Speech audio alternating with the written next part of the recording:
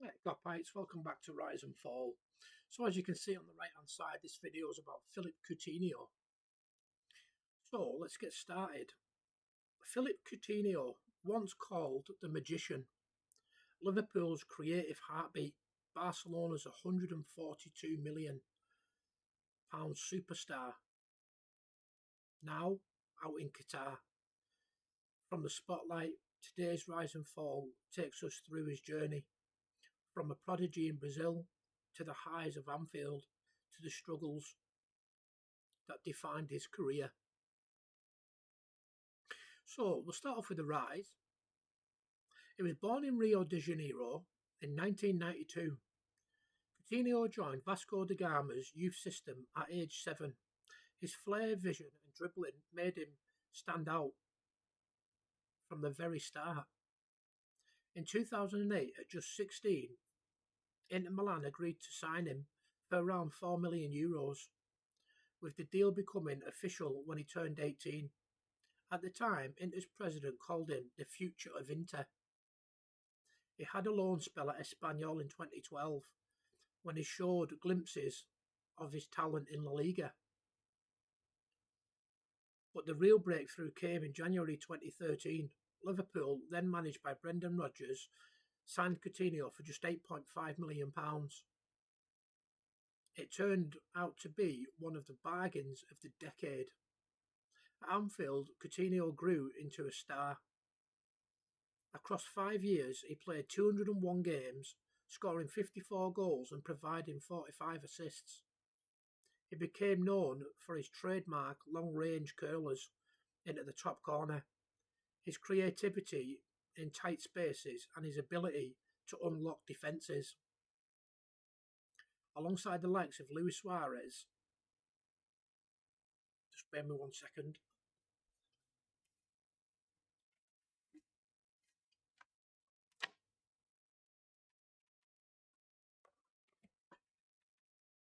Sorry guys, my laptop was dying. Where were we? Alongside the likes of Luis Suarez, Raheem Sterling, and later Roberto Firmino, Coutinho was the spark that made Liverpool tick. By 2017, he was one of the most sought-after midfielders in the world. I remember, before we get on to the Barcelona bit, I remember when he was saying that he wanted to go to Barcelona, and Jurgen Klopp said to him, if you stay here, they'll make a statue of you. If you go to Barcelona, you'll just become another number. And how true is that now when you look at his career, how his career's gone?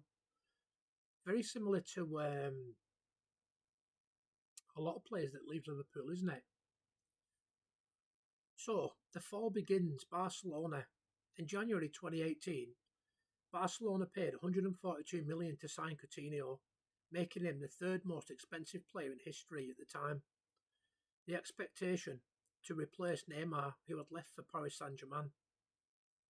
But from the start, it didn't work. He struggled to fit into Barcelona's system, caught between being a winger and a midfielder. Across 106 appearances, he scored 25 goals and provided 14 assists. Not disastrous, but nowhere near the return expected for such a huge fee. The pressure of the transfer price, combined with fan expectations, seemed to weigh him down. His time at Barcelona became defined by being, on the periphery. The moment summed it up. The 2019 Champions League semi-final, on loan at Bayern Munich, Coutinho came off the bench and scored twice against his parent club in a famous 8-2 demolition. Loans and decline.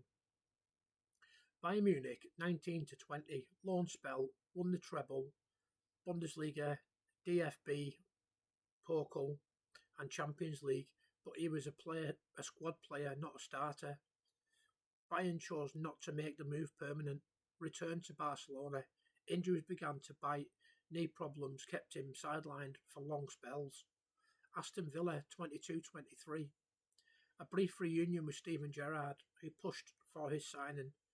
He started brightly, but faded quickly. Villa, eventually moved him on. Qatar 23 to present. Coutinho joined Al Dulhail on loan, then moved permanently to Al Rayyan, a far cry from European elite. So I've got his numbers here.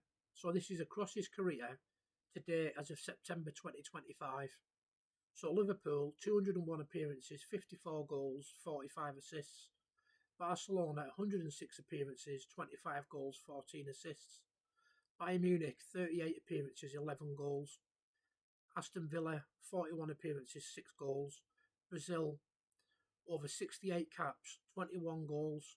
Copa America, 2019 winner. The contrast is clear. At Liverpool, he was the main man. Elsewhere, he became a shadow of that player. Why the fall? This is interesting, this bit. A mix of factors. The fee, 142 million, turned Coutinho from a bargain into a burden. Every performance was judged against that number. The fit. He was never a natural wide forward, and Barcelona's midfield left him caught in between roles. Injuries, knee issues derailed his rhythm. Confidence. Once his form dipped, he never really recovered. That swagger. So now I always do a verdict at the end with a lot of my videos now. So Phillip Coutinho's story is a classic rise and fall. From a skinny kid at Vasco da Gama to Liverpool's little magician. Dazzling the Premier League to the third most expensive transfer in football history. But at Barcelona, the dream turned into a nightmare. The fee that was meant to define his greatness instead highlighted his decline.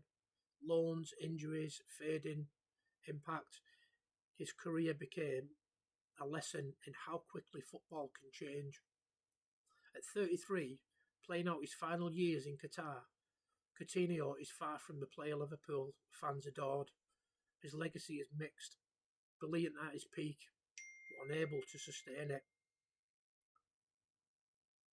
The KOA verdict, a rise that touched greatness, and a fall that shows how money, expectation and injury can break even the brightest talents. So there you go. That's the rise and fall of Phillip Coutinho. I loved Phillip Coutinho. I was gutted when he left. I just wish he'd have listened to Jurgen Klopp. But if the lad was dreaming of playing for Barcelona, what can you do? That's it for this episode. Take it easy.